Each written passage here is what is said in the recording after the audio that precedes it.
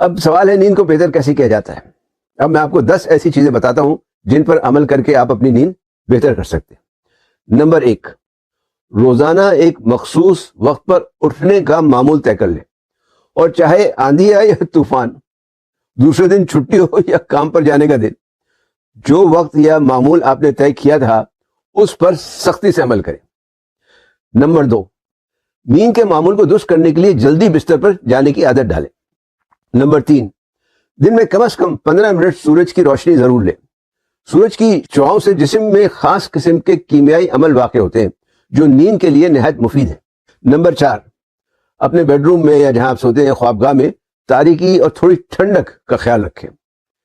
Number 5، روزانہ کسی قسم کی ورزش ضرور کیا کریں، لیکن سونے سے فوراً پہلے نہیں، کوئی 2-3 گھنٹے پہلے سونے سے کیا کریں. نمبر 6، رات کا کھانا جو بھی کھانا پینا ہو آپ کو وہ جلدی کھانے کی عادت ڈالیں. نمبر 7، سونے سے پہلے جسم کی سختی اور تناؤ دور کرنے کی کوئی ورزش وغیرہ کر لیں. اس کے لیے آپ گرم پانی سے نہا بھی سکتے ہیں، مراقبہ یا کسی ہلکی پھلکی کتاب کا مطالعہ بھی کر سکتے ہیں جن سے ریلیکسیشن ہو. نمبر 8، اپنے اوقات کار کا تجزیہ کر کے 7 سے 9 گھنٹے سونے کے لیے مخصوص کر دیں.